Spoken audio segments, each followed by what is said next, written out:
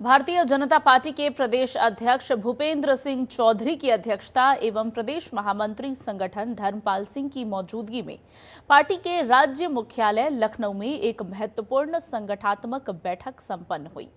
ये बैठक 2 चरणों में संपन्न हुई, जिसमें आगामी कार्यक्रमों, अभियानों और संगठन की भावी कार्य योजना पर विस्तार पूर्वक चर्चा की गई।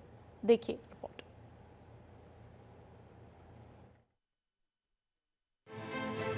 बैठक में पार्टी के चलाए जा रहे आत्मनिर्भर भारत अभियान, लौह पुरुष सरदार वल्लभ भाई पटेल जी की 150वीं जयंती पर पार्टी के आयोजित किए जा रहे कार्यक्रमों, भारत के राष्ट्रीय गीत वंदे मातरम के 150 वर्ष पूर्ण होने पर 7 नवंबर को होने वाले कार्यक्रमों की तैयारियों और मतदाता पुनरीक्षण अभियान पर विस्तार पूर्वक चर्चा करते हुए आगामी कार्य योजना तैयार की गई।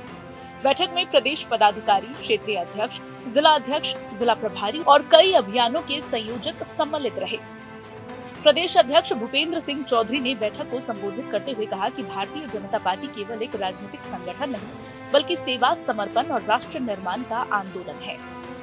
प्रधानमंत्री नरेंद्र मोदी के नेतृत्व में देश ने आत्मनिर्भर भारत का जो संकल्प लिया है, वो अब एक व्यापक जन आंदोलन के रूप में आगे बढ़ रहा है। ये अभियान केवल एक पहल नहीं, बल्कि भारत की आत्मसम्मान और स्वावलंबन का अभियान है। आज भारतीय जनता पार्टी की हमारी बैठक आगामी कार्यक्रम और अभियानों को लेकर एक बड़ी बैठक 2 सत्रों में हम लोग कर रहे हैं। पहले क्षेत्र में आधे 3 क्षेत्रों की बैठक है, दूसरे सत्र में 3 क्षेत्रों की बैठक है।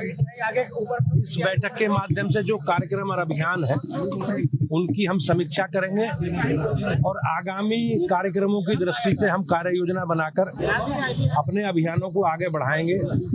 आज हमारे जैसे सरदार पटेल जी की 150वीं जयंती के अवसर पर पार्टी एक बड़ा अभियान चला रही है। हम लोगों ने कल सभी जिला मुख्यालयों पर एकता दौड़ के नाम से हमने एक दौड़ का आयोजित किया। राज्य में मुख्यमंत्री जी ने उसे हरी झंडी दिखाई।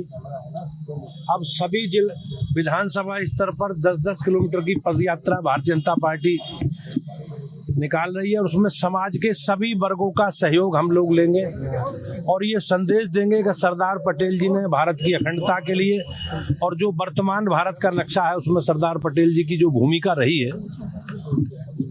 उस भूमिका की चर्चा हम जनता के बीच में करेंगे। उन्होंने कहा कि आगामी 7 नवंबर को भारत के राष्ट्रीय गीत वंदे मातरम के 150 साल पूरे होने पर होने वाले समारोह में पार्टी कार्यकर्ताओं को व्यापक स्तर पर आयोजित सहभागिता करनी होगी। वंदे मातरम केवल गीत नहीं, ये हमारे राष्ट्र की आत्मा है, जिसने आजादी के आंदोलन में करोड़ों लोगों में देशभक्ति की ज्वाला प्रज्वलित की थी।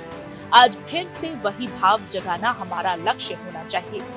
दूसरा कार्यक्रम हमारा अभी बिरसा मुंडा जी की जयंती पर है, जनजातीय गौरव दिवस का, उसका अभियान हम लोग चलाएंगे।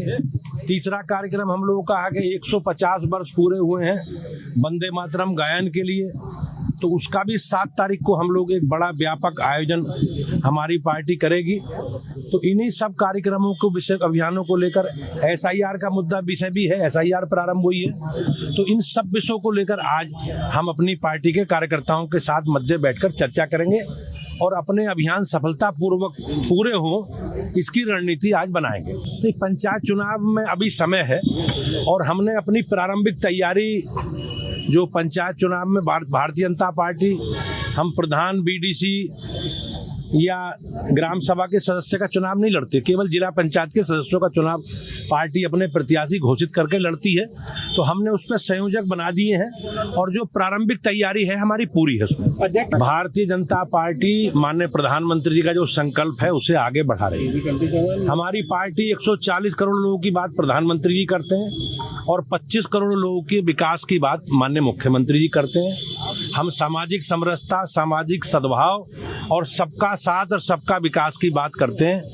ये लोग जाति के नाम पर बांट के समाज को कमजोर करना चाहते हैं, देश को कमजोर करना ये इनके एजेंडे में है और प्रदेश, देश की जनता सब जानती है।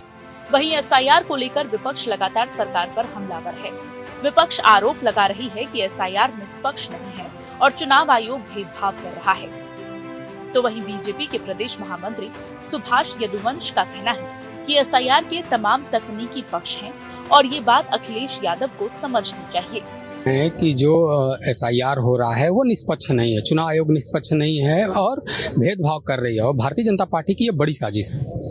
नहीं, अखिलेश यादव से पहला सवाल तो ये पूछना चाहिए कि जो लोग भारत में निवास करते हैं उन्हीं को यहाँ के चुनावी प्रक्रिया में भाग लेने का हक है या बाहर के भी लोगों को हक है?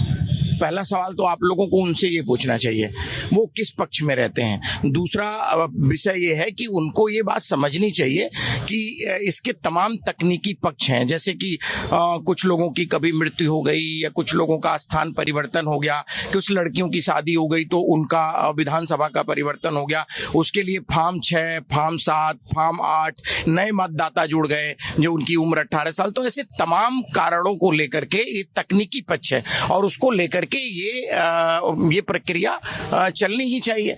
तो इसमें उनको किस बात को लेकर के, लेकिन क्या है कि उनको आप कभी कभी देखते होंगे आजकल तो आप लोगों की रोज वो सुबह एक प्रेस कॉन्फ्रेंस करते हैं, यही टोटल उनका पॉलिटिकल एजेंडा रहता है। तो उसमें कुछ भी बातों पर व्यंग करना, कुछ तोड़ मरोड़ करके बातें करना, ये नॉन सीरियस विपक्ष की भूमिका को निभाते हैं।